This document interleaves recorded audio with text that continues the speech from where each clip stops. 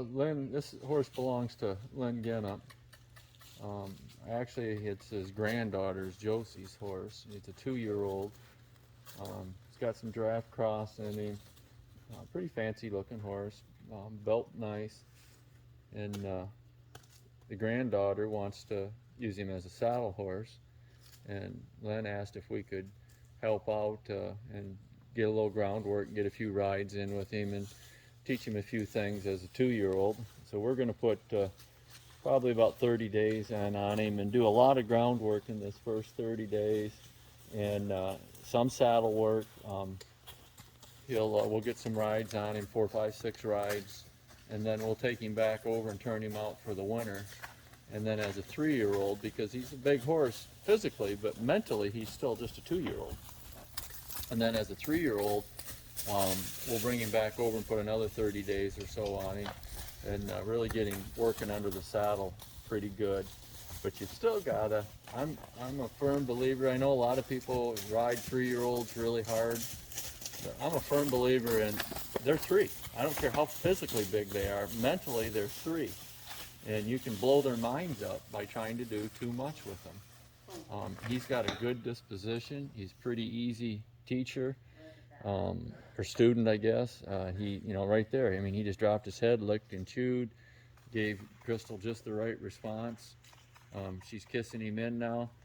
He's figuring out that he can come in, he can get pets, and he doesn't have to climb over the top of you.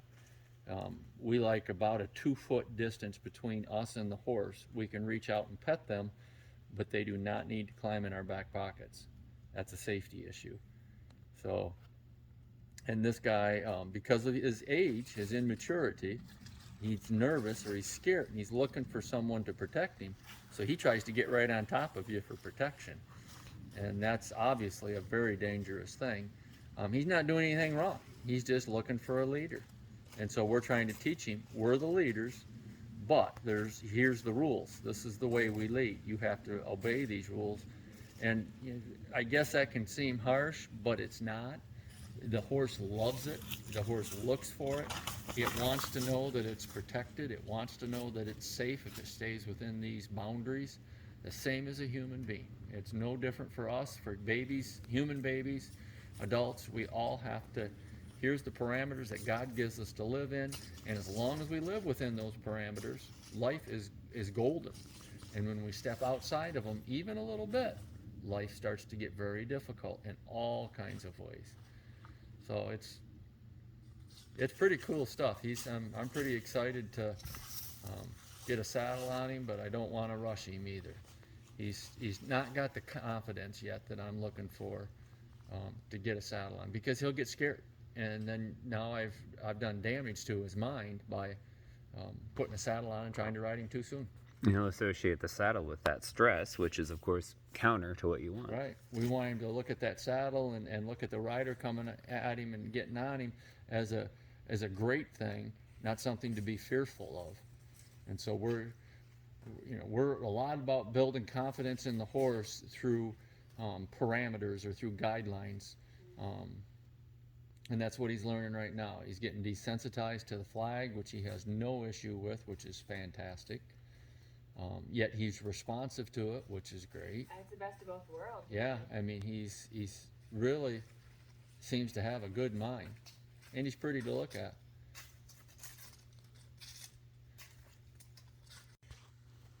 This one is always it's stressful for the person, and the person looks kind of silly doing it. But this is huge because this is how you're going to the first steps of mounting a horse.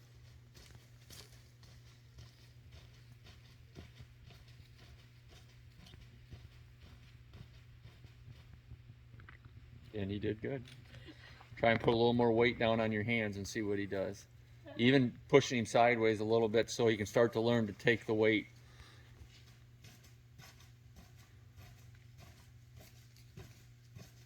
Think you can get your belly up on him? Probably. He's pretty tall. Throw the rope down on the ground in front of you. In front of me? Yep. And then keep the tail of it in your hand. Okay. And just, I mean, banging, if you jump and bang into the side of him, that's good.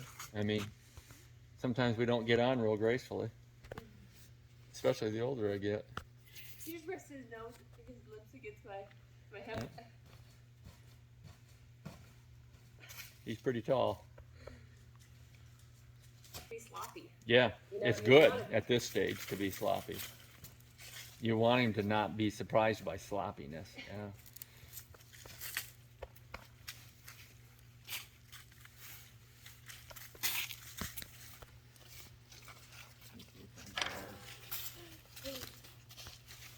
I can get my hip out there.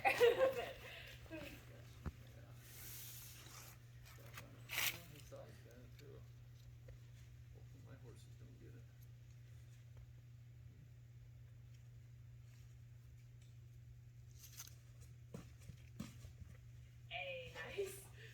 Almost. Felt both shoulders go.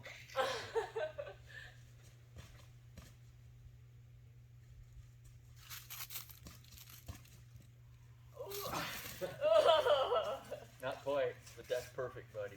That is perfect.